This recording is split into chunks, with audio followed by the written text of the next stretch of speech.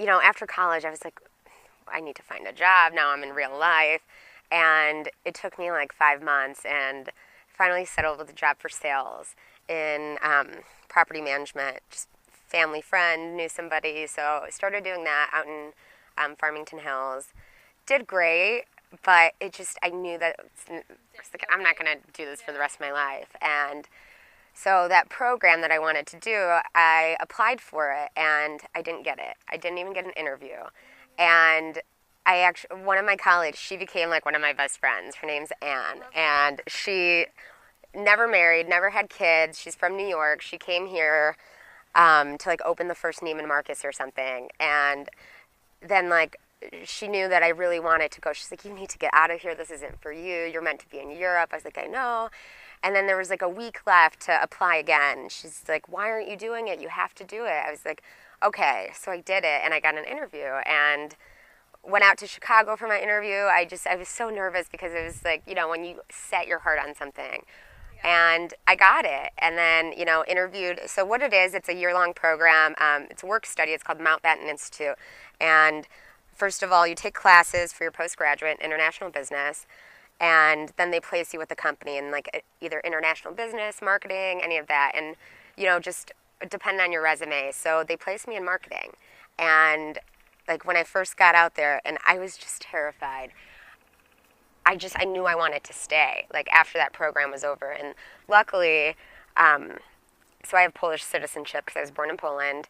So I was like, I'm going to make this work. I had like 1 week to go before like our program was over, didn't have anywhere to live. And I like reached out to somebody that I like made a contact with within the creative group. And I was like, any positions open, let me know. They didn't even interview me. They hired me on the spot. And I started like the Monday right after my program ended. And like stayed on a couch for a bit and found like this beautiful Victorian home. So first I was living in Canary Wharf, which is like a financial district. And then and I just remember finding that house too. Like went out there. Actually, my friend Leah came with me to look at it. And I was like, yes, like 4 levels, Victorian, old, like in like a residential area, like a park right down the street.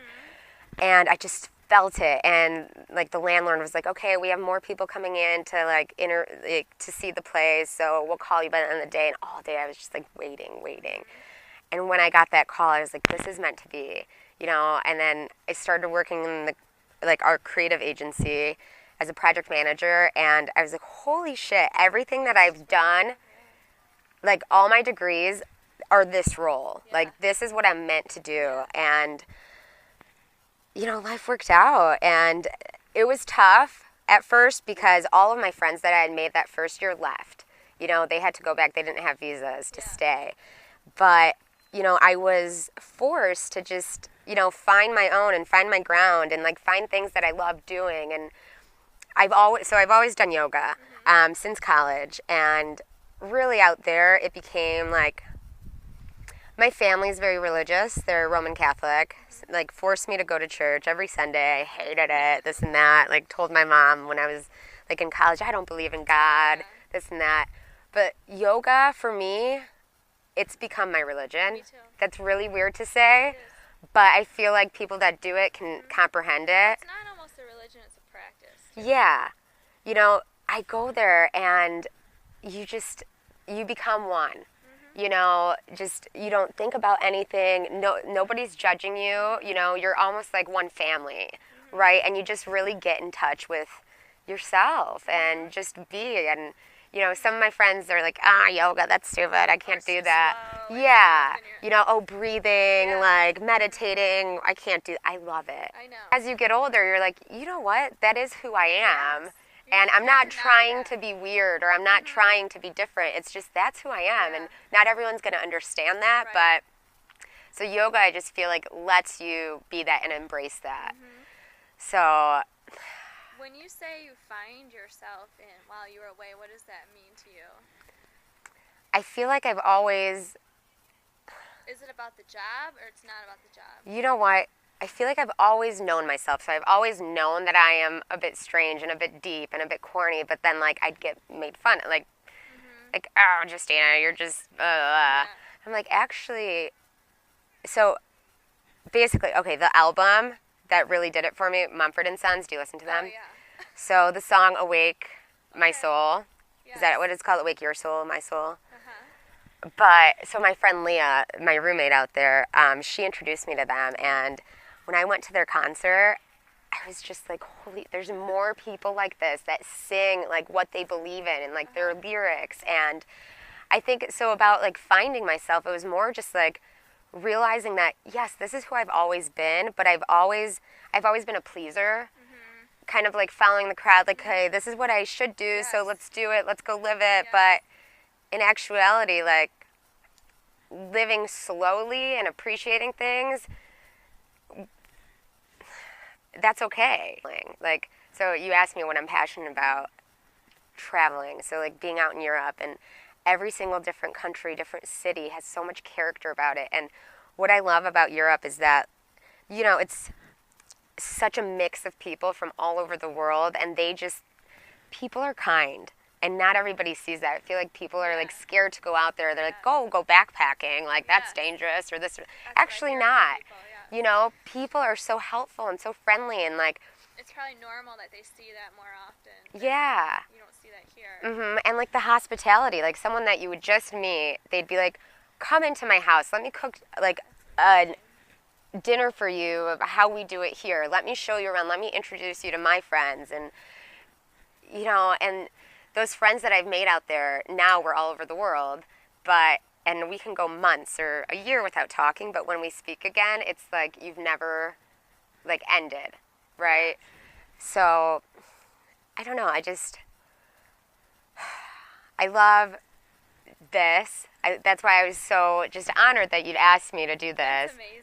And I love just speaking about experiences and hearing other people's stories too, because then you know what? I'm not the only one out there. There's other people like me, and those are the people that I want to surround myself with. I agree.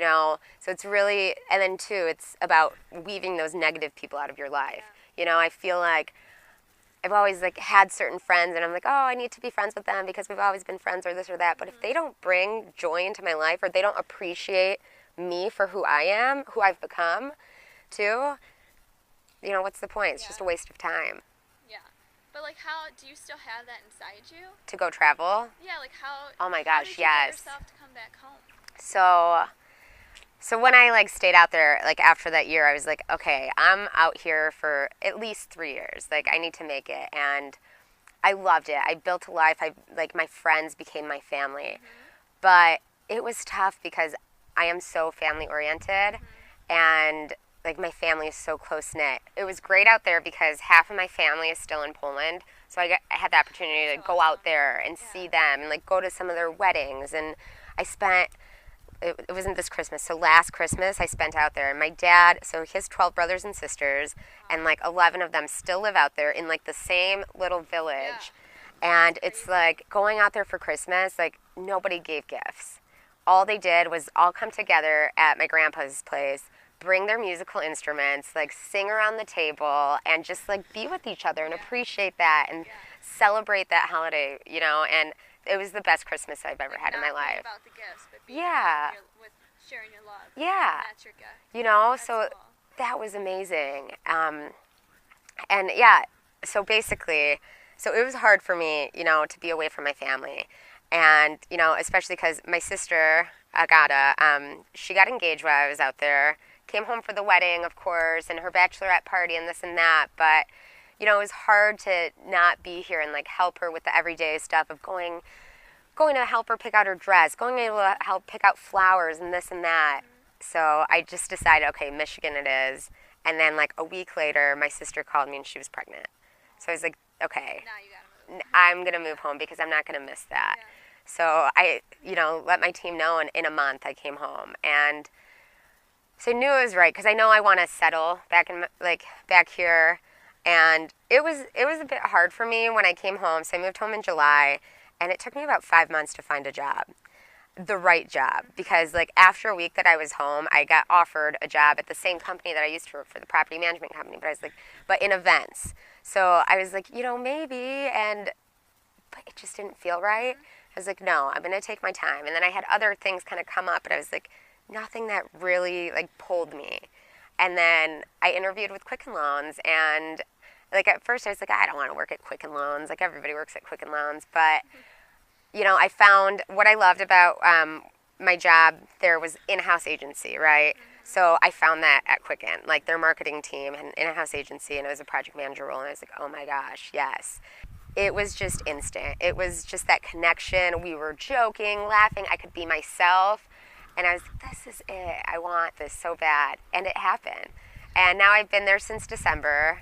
Love it. Like it's not going to be forever, because actually I also have a company with my sister. I don't know if you know that.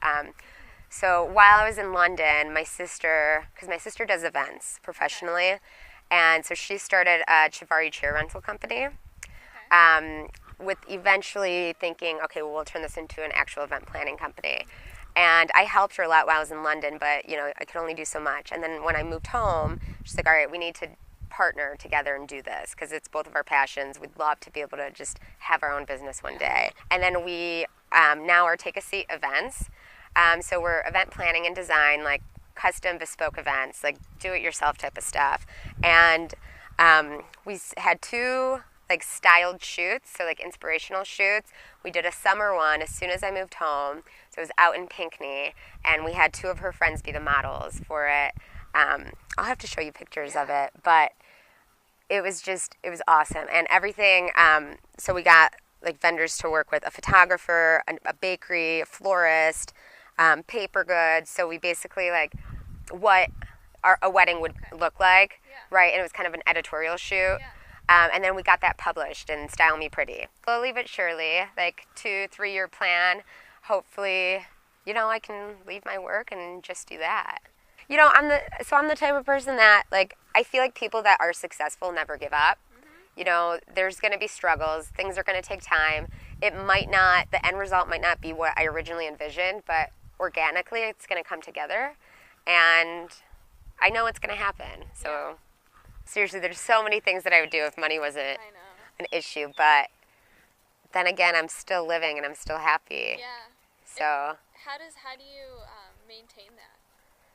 The happiness, you know what? I think it's just my attitude. Yeah. I've always been very optimistic and just a happy person.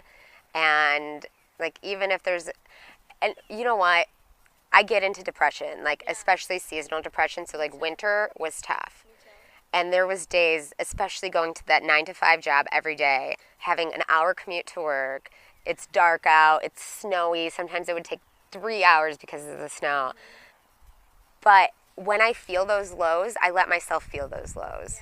Yeah. I feel like you need to have that self-awareness. Like, okay, this isn't a permanent state. This is temporary. This is gonna go away. So I feel like when you're sad, you need to let yourself cry, let those emotions out, and feel things. Life is gonna have so many ups and downs. People are gonna pass away. Tragedy's gonna happen, and the world's not always a nice place. Right. But I feel like you need to acknowledge it and just find the beauty in what that is and what will become because of it, So I just feel like it's my attitude, and I don't know. You've just always been that way? And actually. Like last night I had a reunion with my sorority, and I saw my big sister, I haven't seen her in like 5 years, and she's like, Justyna, you're just like the most happiest firecracker, like you're just optimistic, this and that, and I love knowing that people see that in me, because that's what I want to like relay. I see myself as that person, so I don't know, I want to just always be that person.